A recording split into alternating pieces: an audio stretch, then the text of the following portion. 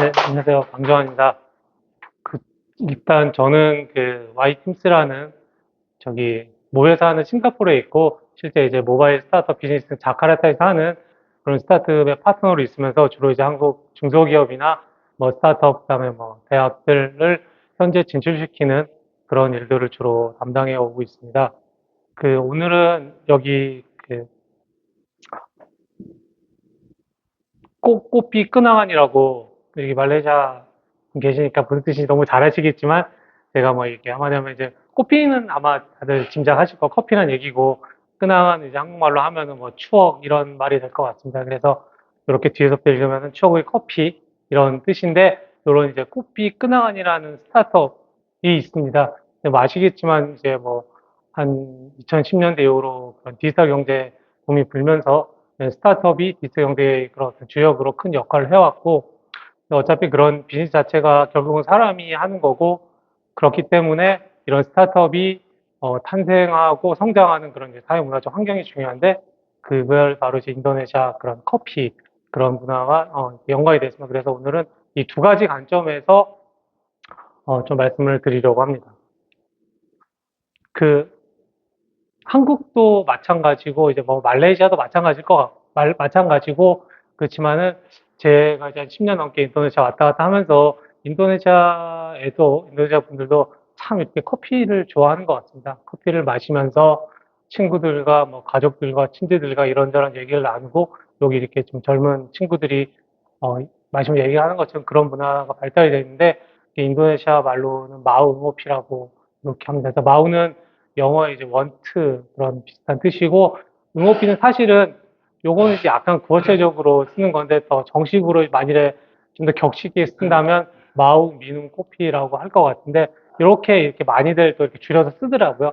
그래서 한국말로 하면은 뭐 그냥 커피 한잔 할까? 커피 할래? 이런 식으로 하면서 이제 그런 문화가 많이 오랫동안 이렇게 자리를 잡아왔습니다. 근데 이제 그런 배경 하에 그런 이제 커피 문화가 이렇게 존재를 해왔는데, 한 2010년대 이후로 여기 이제 테크랑 뭐 IT 기술들이 접목이 되면서 어떤 만나게 됐고, 그 결과로 스타트업과 이제 유니콘 그런 기업들이 여러 탄생을 했습니다. 그래서 사실은 뭐 각자 주제로도 하기에도 조금 뭐 시간이 넉넉하지는 않지만 한 50분 정도 해갖고 이 주제로 말씀을 좀 드리도록 하겠습니다. 뭐 다들 이렇게 동남아에서 오신 분도 있고 동남아 여러 나라의 경험이 많으시니까 가서 이렇게 뭐 다니시고 뭐 일하시고 그다음에 뭐 여행하시면서 커피도 많이 좀 접하거나 그러셨을 것 같은데 혹시 뭐 커피 관련해서 그런 뭐 떠오르는 어떤 좋았던 기억이나 에피소드 같은 것들 혹시 있으실까요? 있으신 분? 뭐 다들 하나씩은 있으실 것 같은데 음악을 많이 한다. 음악이요? 네. 공연. 커피 마시는 공간에 음악이 나온다. 아, 네. 그런 것 같습니다. 저는 뭐, 인도네시아는 사양 아닙니까? 아, 서양 고양이 커피. 루아 커피 말씀하신다. 유학인데요. 네네. 예전에 제가 아는 유학 같은 입장을 공항에서 있다고 했더라고요. 근데 유학 때 상품을 하나 받았는데, 이게 수술했답니다. 따냐고. 근데 뭡니까? 판매하는 분이 연애한테 콜로를 하는데, 그분이 한국에 왔었다니 연락을 해가지고 그걸 소문을 했다.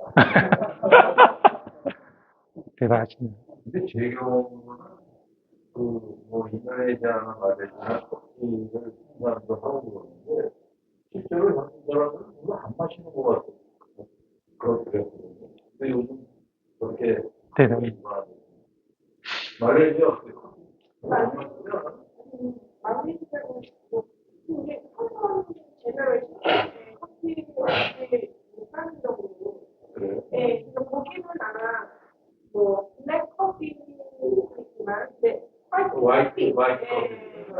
거의 제가 볼 때는 커피를 마시고 모르는 것 같았어요. 근데 요즘은 인도네시아는 우리는 달달이 커피를 네네. 그것도 좋아하고 되게. 네네. 그리고 인도네시아는 여기 말레이시아도 한번 그 커피 농장에 이제 뉴스 캠프를 갔거든요.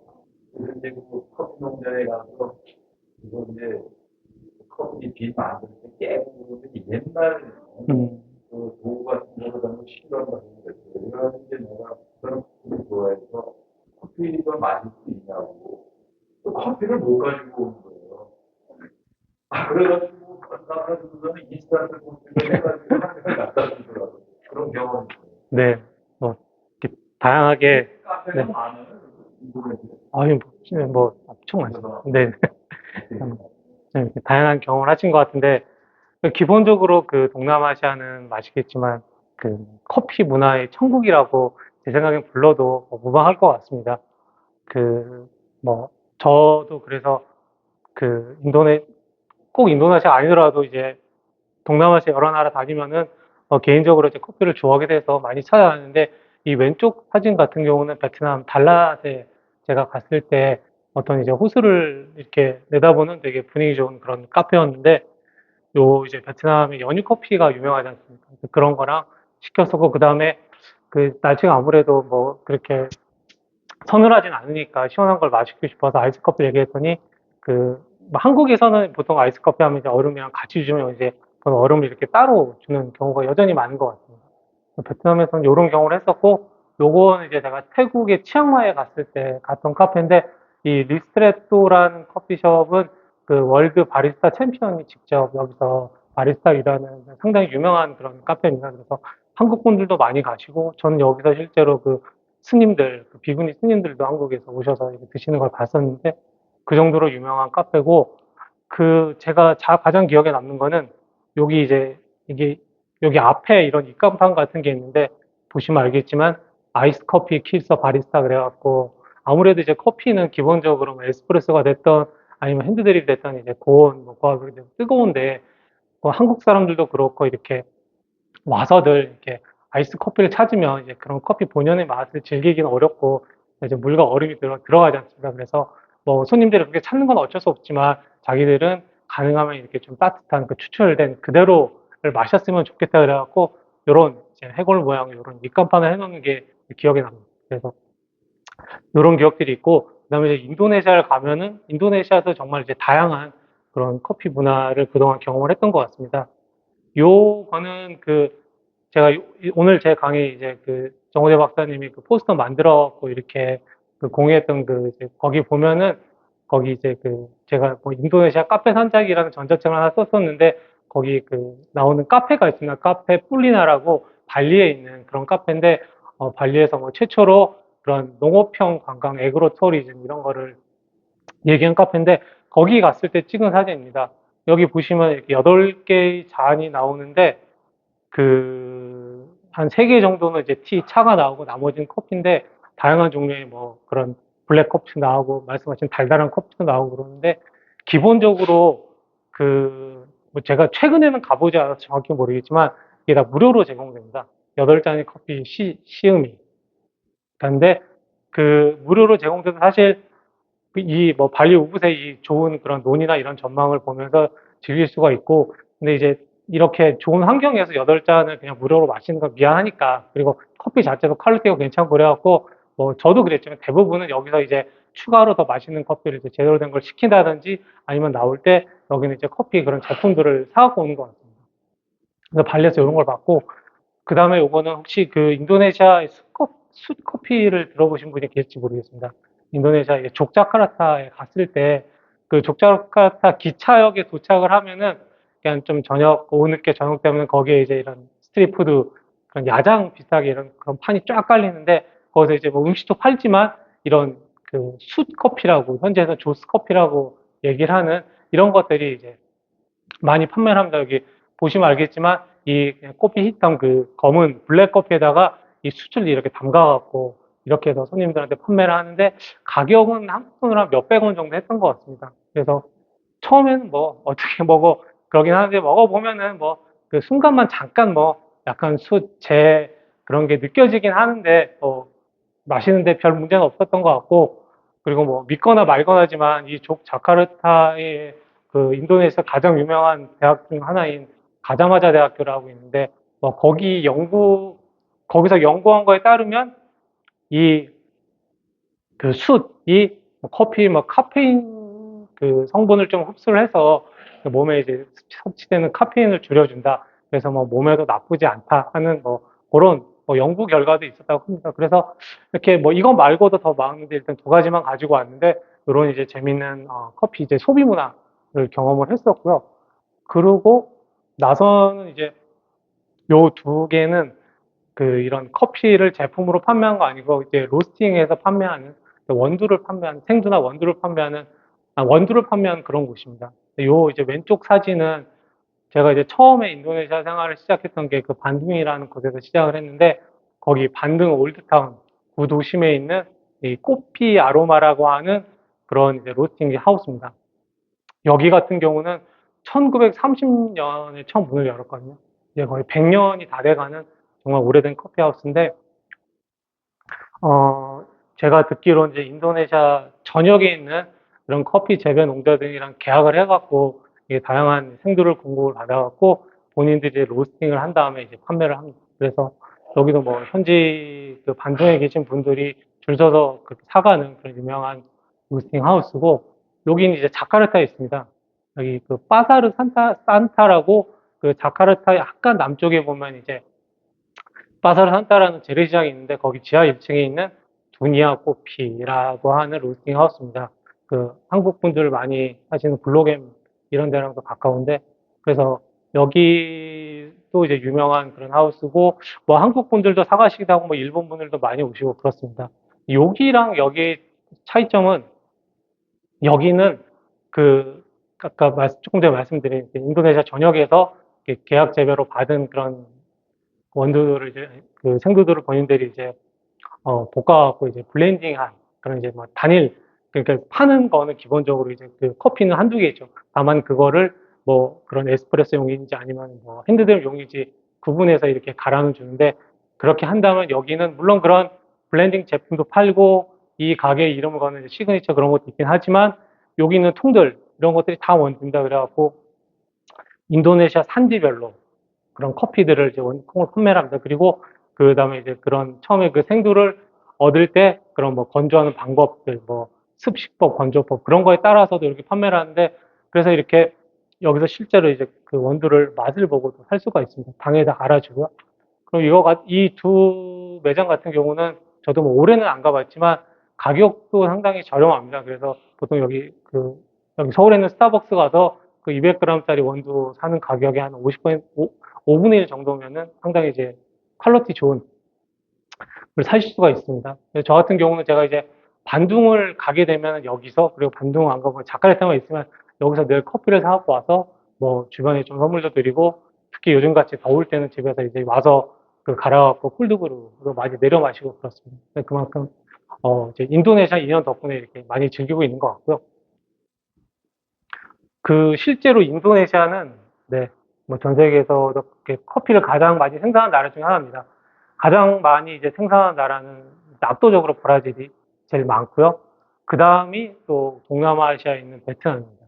1, 2위는 거의 이 순위는 변함이 없는 것 같고 이제 뭐 콜롬비아랑 인도네시아랑 3위 사이 왔다 갔다 하는데 최근에는 이제 콜롬비아가 좀 더 많이 생산하는 것 같습니다. 이 자료는 이제 2023년 기준인데 그만큼 이제 커피를 많이 생산을 하고 있습니다. 생각보다 이제 저희가 이제 커피 원산지로 알고 있는 에티오피아 같은 경우는 뭐 그렇게 생산량이 뭐 아주 많거나 그렇지는 않은 거를 또 알 수가 있고 또 의외로 인도에서도 커피가 많이 생산되고 있습니다. 아마 인도네시아 커피 하면은 이런 이름들 뭐 자바 만델링, 뭐 아체가요, 그다음에 킨타마니, 토라자 이런 이름들을 보셨을 것 같습니다. 이제 뭐 거의 뭐 지역 그 커피가 생산되는 지역에 따라서 커피 그 이름을 붙인 건데 자바 같은 경우는 말 그대로 여기 자바성에서 생산되는 거고 그 인도네시아 생산되는 이제 가장 그 고급 품종 중에 하나의 만델링 같은 경우는 여기 수마트라 섬 북쪽에 있습니다. 아체는 더 북쪽에 이쪽에 있고 그다음에 뭐 킨타마니 같은 경우는 발리섬 우붓 그쪽에 있습니다. 그래서 이런 커피들이 이제 인도네시아 전역에서 많이 생산이 되고 있는데 그 인도네시아에 처음 커피가 들어온 거는 한 17세기 말이라고 합니다. 아시겠지만 당시 인도네시아는 네덜란드의 식민지였고 그래서 그때 이제 자카르타 이름이 바타비아였죠. 그래서 네덜란드에서 상업적 재배를 하기 위해서 처음 이제 이 자바섬에 커피 묘목을 들여와서 재배를 시작을 했고 뭐 인도네시아는 기본적으로 이렇게 화산재 지형에다가 뭐 일조량도 좋고 그다음에 강수량도 풍부하다 보니까 뭐 그 단기간 짧은 시간 인도네시아 전역으로 커피 재배가 확대됐다고 합니다. 근데 그러는 와중에 그 커피 이런 나무의 치명적인 커피 녹병이라고 이제 막 곰팡이가 쓸고 그런 병이 한번 크게 찾아오게 됩니다. 그래서 이제 큰 피해를 입었는데 그 후로는 상대적으로 이제 그런 병충해에 강하고 관리가 쉬운 커피 품종을 크게 뭐 로부스타, 아라비카 이렇게 나누지 않습니까? 그런데 로부스타의 재배 면적이 늘어나게 됩니다. 그래서 로부스타가 지금 한 7, 80%를 차지하고 아라비카가 한 2, 30%를 차지한다고 합니다. 그래서 이 로부스타 같은 종은 상대적으로 이제 퀄리티가 조금 떨어지기 때문에 이 어떤 단일 품종으로 하기보다는 블렌딩 할 때 많이 쓰이고 이 뭐 예를 들어서 만델린 같은 아라비카 품종은 단독으로 내려 마시는 데도 아주 적합하다는 얘기를 듣고 있습니다. 그 이런 커피는 여전히 대부분이 이제 소규모 플랜테이션에서 재배가 됩니다. 그래서 좀 더 이제 대형화되고 기업화되지 못하는 게 한계점으로 지적되기도 하고요. 그 다음에 그 재배된 커피 한 6, 70%를 수출하고 나머지를 이제 그 인도네시아 자체적으로 소화를 한다고 합니다. 그 이제 커피 산지별로 이제 커피 이런 특징이 있는데 사실 뭐 인도네시아도 너무 다양하기 때문에 일률적으로 이런 특징을 가진다고 말하기는 힘들지만 일반적으로 이제 인도네시아 커피를 접해보면은 그 진한 바디감, 저희가 이제 커피를 마셨을 때 이게 좀 뭐 가볍다, 묵직하다 이런 말을 하지 않습니까? 인도네시아 좀 묵직한 특징이 있고 그 다음에 예를 들어서 뭐 에티오피아나 그런 아프리카 그쪽 커피는 좀 산미가 두드러진다는 얘기를 많이 하는데 인도네시아 같은 경우는 뭐 이게 초콜릿 향인지 뭐 나무 껍질 향인지 아니면은 꽃향인지 어떤 하나가 두드러진다기보다는 좀 전반적으로 여러 개가 좀 복합적으로 풍미가 이게 느껴진다고 또 얘기를 합니다. 그리고 마지막으로 요거는 이제 좀 이제 부정적인 얘기겠지만 좀 흙냄새가 나서 그래서 좀 인도네시아 커피가 그렇게 좀 많이 선호되지 않는다. 그렇게 얘기하시는 분들도 있는 것 같습니다. 그래서 그 전통적으로는 아까 저기 그 교수님께서 말레이시아 그 할머니 제네레이션 커피 분 이야기 하셨는데 아마 이 사진이 인도네시아의 그런 기성 세대들이 커피를 즐겨온 문화를 좀 단적으로 나타내지 않나 싶습니다. 이 이제 커피 힙담이라고 불리는 아래 쪽에 이제 그 커피 가루가 많이 가라앉는 그런 커피입니다. 그런 이제 커피를 마시면서 요거는 이제 고랭안이라고 하는 튀김이죠, 튀김을 먹었고 그 중에는 이 작은 매운 고추 짜베라고 하는 요걸 또 같이 먹으면서 그리고 뭐 남성들 같은 경우 대부분 담배도 피겠죠.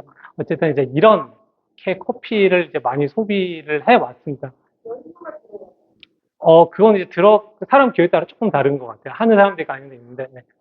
그래서 사실 제가 그 인도네시아에 가기 전에는 저도 뭐 커피에 큰 관심이 없어갖고 그렇게 많이 찾아 마시거나 그러지 않았는데 처음에 딱 인도네시아 가서 일을 하는데 아니, 죄송합니다. 이렇게 커피를 마시더라고요. 그래서, 아니, 이 가뜩이나 더운 나라에서 이 뜨거운 커피를 마시면서 이 매운 고추를 또 같이 먹는 걸 보고 좀 신기하고, 그래갖고, 이게 뭘까 싶어갖고 좀 따라도 먹어보고, 그래서 관심도 많이 가지게 됐습니다. 사실 그 후로 저도 이제 커피에 관심이 생기면서 또 마침 세계적 뭐 생산지기도 해서 또 이렇게 뭐 많이 접해볼 수 있었던 것 같습니다. 이런 것들이 이제 기존의 그런 문화였다면 최근에는 이제 MZ 세대라고 불리는 그런 이제 젊은 세대들이 등장한 게 커피 문화도 조금씩 바뀌는 것 같습니다. 그래서 네, 맞습니다. 아이스 아메리카노. 네. 근데 여전히 그러니까 이 MZ 세대들은 좀 건강을 생각을 해서 아이스 아메리카노 마시고 하긴 하지만 그래도 여전히 뭐 다수는 아닌데 이런 것들을 시켜갖고 여기 보면 이제 고페이 뭐 오보 그런 게 있지 않습니까? 그 카카오페이처럼 이제 전자결제할 수 있는 그런 걸로 이제 결제를 해서 20, 30% 이제 캐시백을 받고 이렇게 테이크아웃 하는 그런 이제 한국이랑도 비슷한 그런 문화들이 조금씩 늘어나는 것 같습니다.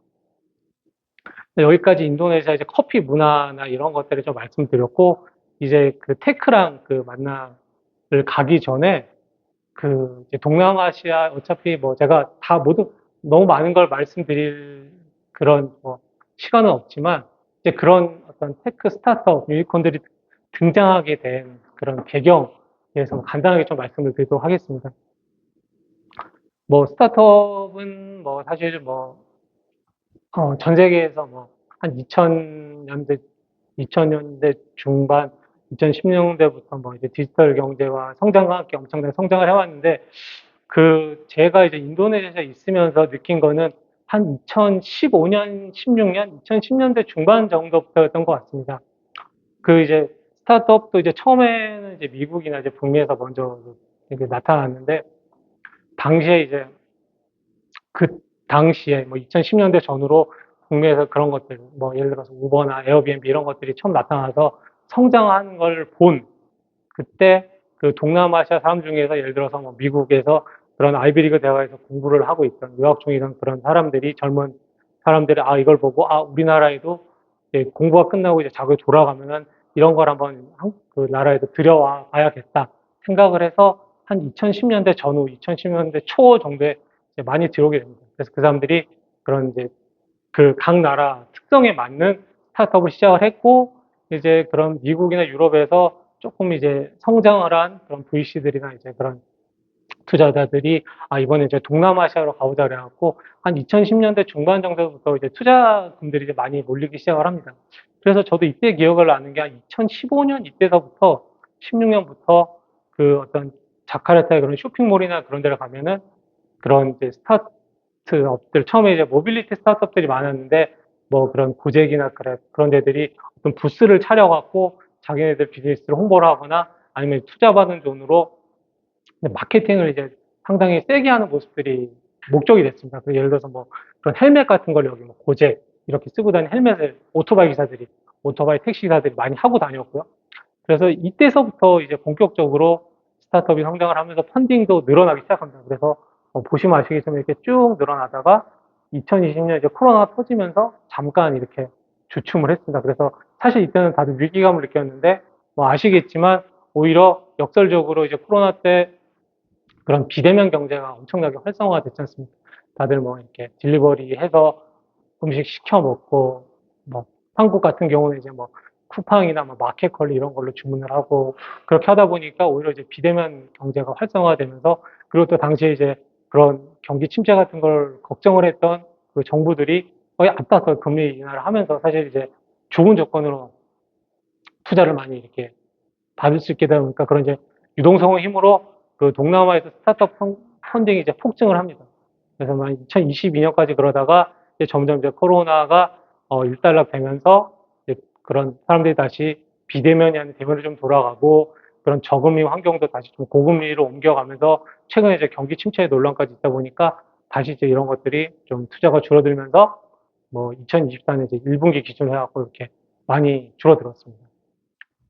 그래서 뭐 인도네시아도 이거는 거의 비슷한 흐름을 보인 것 같습니다. 보시면은 쭉 늘어오다가 네, 코로나 때 2021년 이제 정점을 찍었고 2022년 줄어들고 2023년, 24년은 동남아 전체보다도 오히려 좀 더 그 감소폭이 큰 걸 알 수가 있습니다. 그래서 사실은 최근 같은 경우는 그 이제 환경이 변하다 보니까 이 투자자들도 그러니까 이제 그 스타트업들한테 더 이상 막 이렇게 너무 너그럽다기보다는 우리가 더 이제 더 투자를 하려면 너희들도 우리한테 이제 어떤 실적을 보여줘라. 그래서 성적표를 요구하는 거죠. 사실 그런 게 쉽지 않기 때문에 그래서 이제 추가 투자도 쉽지 않아지고 특히 이제 신생 스타트업들 같은 경우는 더더욱이 이제 투자를 좀 받기 어려워지는 그런 환경이 되고 있는 것 같습니다. 그럼에도 불구하고 인도네시아는 뭐 자타공인하는 동남아시아에서 가장 그 디지털 경제 쪽으로는 최대 규모를 자랑하고 있습니다. 요거는 이제 뭐 그런 이커머스나 그다음 여행, 뭐 푸드앤 운송, 뭐 온라인 미디어 그 정도의 그런 거래액을 기준으로 그런 동남아시아 주요 국가의 디지털 경제 규모를 이제 예상한 그런 수치인데, 보시면 알겠지만 2020년 2년 전에도 인도네시아가 가장 컸고 앞으로도 이렇게 성장이나 그런 것이 가장 두드러질 것으로 예상이 됩니다. 뭐 그 뒤를 태국, 베트남, 이렇게 필리핀 같은 국가들이 따를 것 같고, 그래서 뭐 이런 추세는 그러니까 인도네시아가 동남아에서 뭐 인구당 40%, 경제 규모도 40% 차지하는 가장 큰 국가인데, 그런 이제 디지털 경제 쪽으로도 그런 흐름이 어느 정도는 이어지고 있다고 볼 수 있을 것 같습니다. 실제로 이제 인도네시아는 싱가포르와 함께 그 동남아시아 전체의 아세안의 그런 디지털 경제를 견인해 왔습니다. 그래서 뭐 싱가포르가 뭐 아시겠지만 뭐 그 동네에서 압도적으로 잘 사는 나라이고 모든 게 이제 발전해 있다 보니까 당연히 뭐 돈이 몰리고 인재가 몰리고 그다음에 이제 자본시장이 발달한 것도 크겠죠. 법적 그런 제도 장치가 잘 마련이 돼 있고 반면 인도네시아는 뭐 뭐니 뭐니 해도 워낙 이제 마켓 기본적으로 사이즈가 크다 보니까 그런 걸 앞세워서 두 나라가 그동안 이제 처음 시작서부터 많이 이끌어왔습니다. 그래서 여기 제가 적어놓은 그 10개의 스타트업은 이게 전부는 아니고 가장 처음에 초기에 그 유니콘이라고 하는 그 기업 가치가 10억 달러, 한국 돈으로 이제 1조를 넘어서는 그 비상장 스타트업입니다. 그래서 보시면 알겠지만 뭐 그랩은 다들 뭐 너무 유명하죠. 뭐 이 그랩을 비롯해서 녹색으로 된 게 싱가포르에 이제 본사가 있습니다. 그리고 여기 약간 이제 노란색, 주황색으로 된 거는 이제 인도네시아에 본사가 있는데 보시면 알겠지만 각각 네 군데 네 군데로 이 두 나라가 초기 유니콘들을 가장 많이 배출한 걸 알 수가 있습니다. 여기 이제 뭐 고잭 같은 경우는 고잭이랑 여기는 그 토코피디아랑 이제 합쳐져 갖고 지금 이제 고투라고 그렇게 불리고 있습니다. 그렇게 이제 두 나라가 견인을 해서 그 동남아의 유니콘들이 많이 탄생을 했습니다. 2013년부터 탄생을 해갖고 했고 두 나라가 이끌면서 점점 다른 나라들 뭐 말레이시아, 태국, 뭐 필리핀 등으로 이제 유니콘이 확산이 됐고 특히 그런 이제 급속한 경제 성장과 함께 베트남의 그런 스타트업들이 성장을 해서 유니콘으로 이제 등극하는 그런 것도 많이 늘어났던 것 같습니다. 그래서 재밌는 건 이 유니콘 개수를 보면 총에서 50개가 넘는데 그 조금 전에 스타트업 펀딩 그 차트에서 보여드렸듯이 그 유니콘들이 가장 많이 배출된 해도 역시 2021년입니다. 아무래도 이렇게 시리즈 뭐 B, C 이런 A 투자들 2단계 가장 많이 받다 보니까 유니콘으로 이렇게 많이 등극을 했고 마찬가지로 이제 코로나가 저물면서 최근에는 2022년부터는 3년은 상대적으로 탄생하는 숫자가 줄어들고 있습니다. 그리고 이제 오늘 그 제 발표의 주제인 꽃빛근황이 여기 있는데 이 꽃빛근황도 2021년 하반기에 유니콘 배열에 합류를 했습니다. 이런 이제 그랩이나 이제 고잭 같은 경우는 기본적으로 이제 그런 이동 수단, 그 택시로서 처음에 시작은 했지만 사실 음식 배달 같은 것도 뭐 이들의 핵심 비즈니스입니다. 그래서 어떤 사람들은 뭐 그랩이나 고잭 같은 경우도 이제 일종의 푸드테크에 관련이 있지 않나 그러는데 물론 뭐 어느 정도 일리가 있는 말이긴 하지만 여기는 이제 어떤 만들어진 그런 음식을 배달하는 그런 이제 이동 수단과 유통을 그쪽에 관여가 된 부분이고 실질적으로 저희가 이제 식음료라고 부르는 F&B 분야의 최초의 유니콘은 이 꽃빛 끈황언이라고 얘기를 할 수 있을 것 같습니다. 그리고 아직까지도 이 꽃빛 끈황언 외에는 이 F&B 분야 유니콘은 동남아에 제가 알기로는 아직 나오지 않은 걸로 알고 있습니다. 이 꽃빛 끈황언 그 기업에 대해서 이제 간단하게 좀 설명을 드리겠습니다. 아까 제가 추억의 커피라고 말씀드렸는데 처음 꽃빛 끈황언 이제 매장이 이제 선을 보인 거는 한 2017년입니다. 자카르타 쇼핑몰에 이렇게 처음 매장이 오픈했는데, 그러니까 저도 그때 이렇게 쇼핑몰들 다니면서 언젠가부터 이 매장이 문을 열고 사람들이 많이 이렇게 줄을 서 있는 모습들을 눈에 들어왔던 것 같아요. 그래서 저기 되게 인기가 많은 곳이네 싶어갖고 한번 가봐야지 이런 생각을 했던 것 같습니다. 그리고 여기는 이제 그랩앤고, 그러니까 주문을 해서 자기가 주문한 커피가 나오면은 그걸 바로 이렇게 쥐어갖고 가는 게 기본적으로 이제 테이크아웃을 메인으로 하는 그런 로컬 커피 체인입니다. 물론 뭐 모든 매장이 다 테이크아웃 전용 매장은 아니고요. 그 중에는 이렇게 작지만 이렇게 앉아서 커피를 마실 수 있는 공간이 있는 그런 매장이기도 합니다. 그리고 뭐 다음 슬라이드에서 그 창업자를 보여드리겠지만 이 창업자도 원래 좀 집안이 좀 어느 경제적으로 여유가 있어갖고 그 대학을 미국에서 나왔던 걸로 알고 있습니다. 그래서 그게 인연이 됐는지 모르겠지만 이 꽃빛 근황이 처음에 좀 화제가 됐던 것 중에 하나는 제이지, 그 유명한 래퍼죠. 제이지. 그 다음에 세레나 윌리엄스, 그 테니스 선수 같은 유명인들이 처음에 이렇게 투자자 대열에 합류를 했습니다. 그래서 아니 뭐 어떻게 이런 사람들이 이 조그만 커피 스타트업에 투자를 했을까? 그런 것이 화제가 되면서 이렇게 또 화제가 됐었습니다. 그러면서 이렇게 뭐 코로나 시기를 거치면서 급성장을 했습니다. 뭐 이런 커피 같은 건 사실 이제 배달로 시켜 먹기에도 적합한 그런 품목이기 때문에 저도 그때 그 인도네시아 때 자주 그 배달로 먹었었는데 그러면서 이제 코로나 시기를 지나면서 급성장을 했고 그래서 지금은 인도네시아 전역에 매장 수가 이제 900개가 넘는 걸로 알려져 있습니다. 그리고 이건 물론 이제 작년 기준에서 아마 지금은 더 커졌을 것 같은데 연매출 1000억 그리고 지금까지 누적 투자액만 한 3000억 정도가 되는 걸로 소개가 되고 있습니다.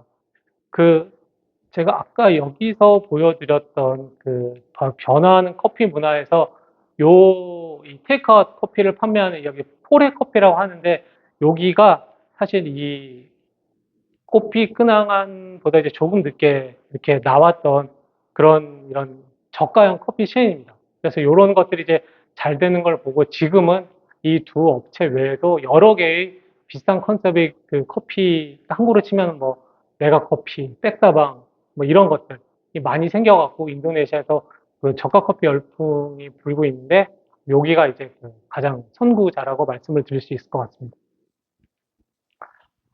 여기 이제 창업자들입니다. 창업팀이고, 이 두 번째 있는 남자, 이 에드워드 띠르, 띠르따나따라고 하는 이 친구가 이제 그 창업자입니다.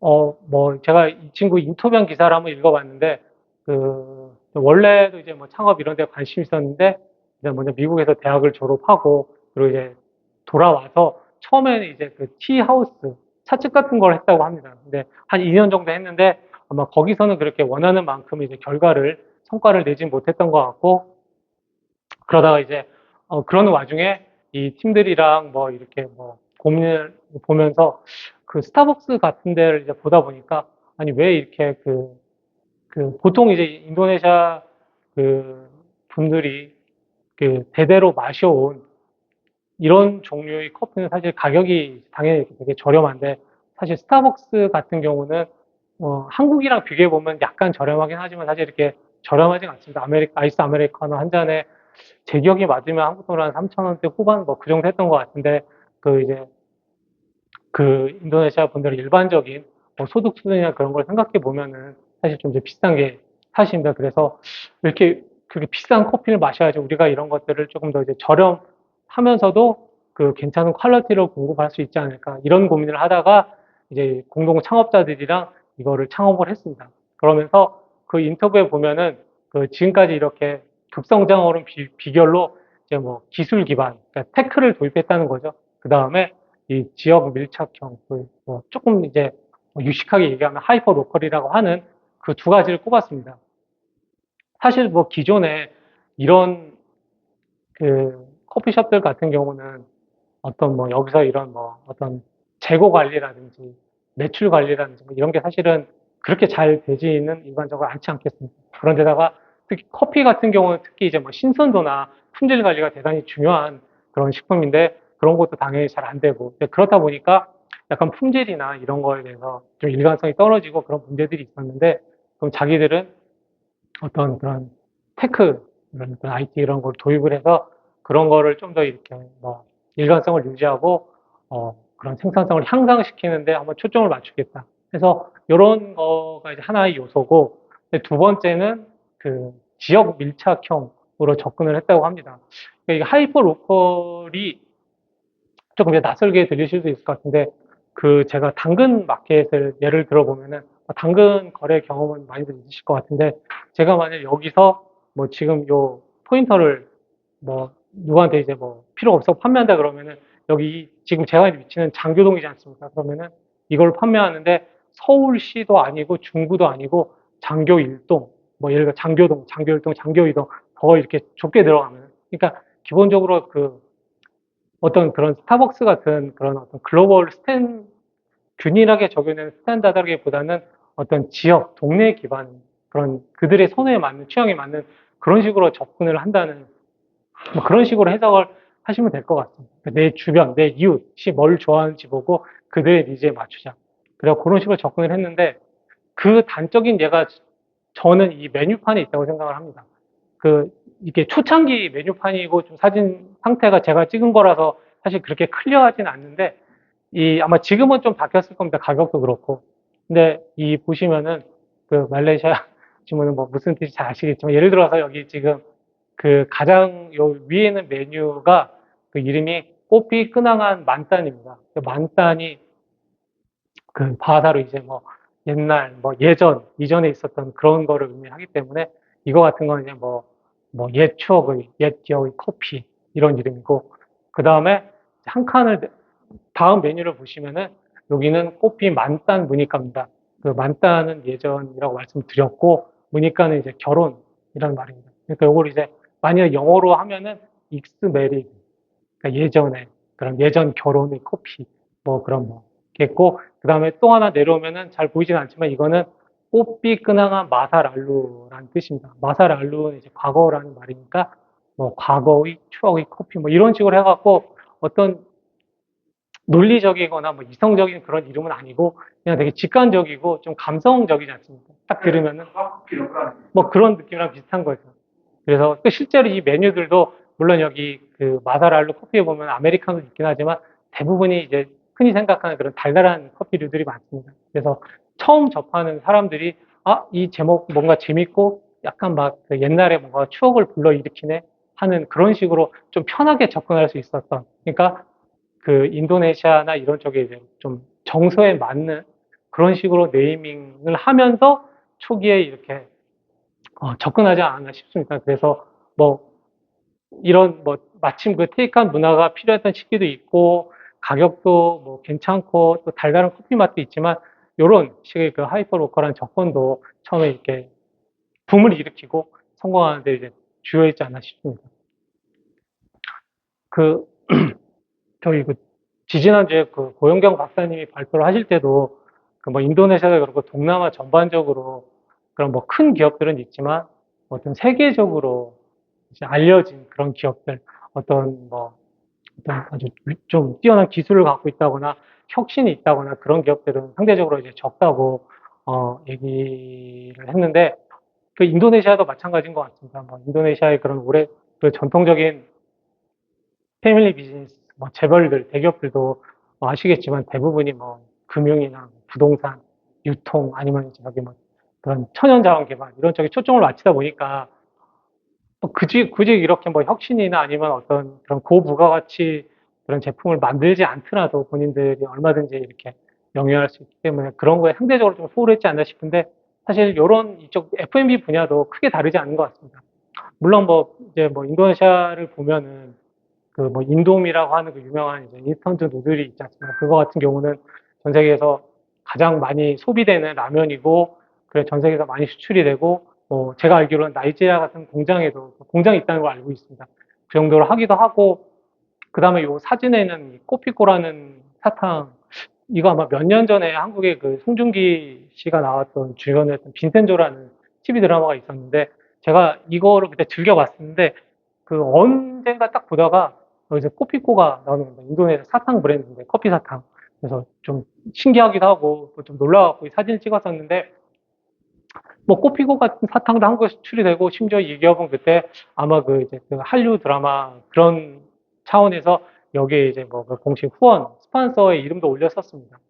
하지만 그럼에도 불구하고 뭐 그런 제품들이 물론 뭐 생활 필수품이고 중요하긴 하지만 어떤 막 고부가가치를 생산하는 그런 식품 뭐 그쪽이라고 하기는 좀 어려울 것 같은데 그것보다는 이제 그냥 그런 제품들이 오랫동안 수출돼 왔고 아니면은 이것도 지금 제가 좀 사진을 잘못 찍어서 잘 보진 않는데 그 며칠 전에 이제 편의점을 갔었는데 GS25를 갔었는데 이제 막 이렇게 돌아보다가 이 리얼 프라이스라고 아마 GS20에서 거의 PB 비슷하게 내놓은 그런 제품 군인 것 같은데 버터 쿠키입니다. 근데 보니까 이게 OEM이고 제조사가 그 이제 보이진 않는데 그 빼때 뭐 있었는데 하여간 인도네시아 업체가 여기서 이제 한국 그 수입 업체겠죠. 수입 업체, 유통업체나 뭐 수입 업체가 인도네시아 OEM을 줬고 그래서 인도네시아에서 생산돼서 한국에서 들여온 그런 이제 버터 쿠키입니다. 가격 되게 저렴하고 맛 제가 먹어보진 않았지만 그래서 이렇게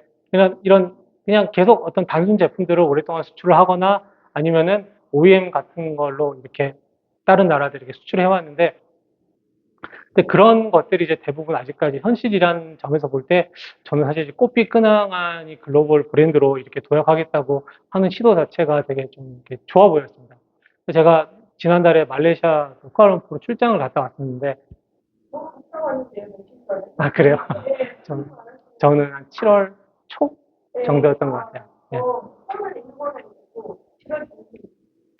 그래서 그때 출장 갔다가 이제 뭐 좀 남는 시간에 쇼핑몰 같은 데를 좀 돌아다녔는데, 그러다가 이제 이 끈항안 커피를 보게 됐습니다. 그래서 내가 아는 그 꽃빛 끈항안이 맞는지 이제 물어도 봤었고 맞다 그러더라고요.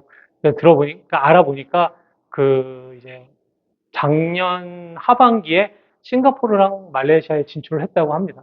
그래서 이미 말레이시아에는 여러 매장이 있고 그래갖고 이렇게 진출을 했고, 그 뭐 한국도 마찬가지지만 인도네시아도 이제 뭐 점점 커피 시장 이제 당연히 경쟁이 치열해지고 그러다 보니까 뭐 인도네시아에서 이미 뭐 충분히 잘하고 있지만 거기만 안주할 수는 없고 이제 해외에 진출을 해서 좀 더 글로벌하게 활동을 하고 싶은데 그 이제 첫 나라로 이웃 국가인 말레이시아랑 싱가포르를 선택한 것 같습니다. 아니, 아까 그 앞에 말그 맞습니다. 글로벌에 나가는 네네네. 커피 끈항안이라고 이제 이게 영어로 하면 이렇게 끈항안 커피가 되는 거고 현지어로 하면 커피 끈항안이죠.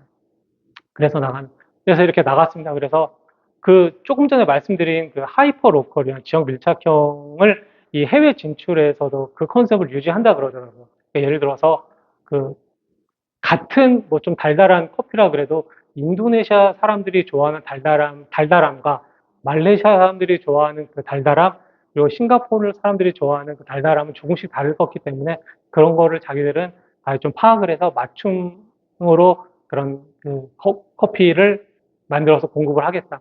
그런 식으로 사실 저희가 그냥 잘 모르는 입장에서 언뜻 생각해 보면은 뭐 다 좀 뭐 기본적으로 좀 무슬림 문화권에 비슷하겠지 생각을 하지만 그 나라들도 당연히 다 다르기 때문에 그런 걸 차별화시켜서 접근을 하는 그런 하이퍼 로컬적인 방식을 해외에 진출해서 적용을 한다고 합니다. 그래서 그런 걸 하고 있고, 사실 저는 그래서 이런 그 커피 근황안의 노력이 그 한국 커피 업계도 좀 시사점이 있는 것 같습니다. 예를 들어 뭐 너무나 잘 아시겠지만 한국은 이미 그런 저가도 그렇고 고가도 그렇고 이미 커피 이런 브랜드 매장들이 너무 많기 때문에 완전 포화 상태인데, 그래서 일부 업체들, 예를 들어서 백다방 같은 경우는 이미 뭐 필리핀, 싱가포르에 진출을 했고, 그다음에 이디야 커피 같은 경우도 제가 듣기로는 말레이시아 같은데 그 말레이시아 나라에 진출할 그런 생각이 있다고 들었습니다. 그래서 그런 커피들이 이제 동남아로 진출할 때 이런 끈항한 커피의 이런 어떤 그런 하이퍼 로컬한 조금 더 그 지역 그 진출한 지역의 그런 소비자들의 이제 마음과 어떤 선호를 읽으려는 노력들이 어떤 좋은 좀 시사점이 되지 않을까 싶습니다. 가격, 자가격권에 스타벅스의 아메리카노하고 가격이 여기 잘 안 보이긴 하는데, 18,600원. 네네, 그 정도입니다. 그럼 뭐 한국 돈으로 한 1,500원 그 정도 생각을 해보면은 스타벅스 가격의 한 2분의 1, 3분의 1 정도, 네, 그 정도 되지 않겠습니까? 경쟁력 네. 듣기 전에 저는 그냥 쿠키 그거에 제가 말레이시아 거니까 아, 그러실 수 있죠. 아닙니다. 제가 여기서 아보카도 커피를 마셔봤는데 맛있더라고요. 네, 제 입맛에도 아주 잘 맞았어요. 그냥 어떻게 그 올드한 커피 있잖아요 말레이시아에서 올드한 아이디어. 그래서 되게 비슷한 그런 개념이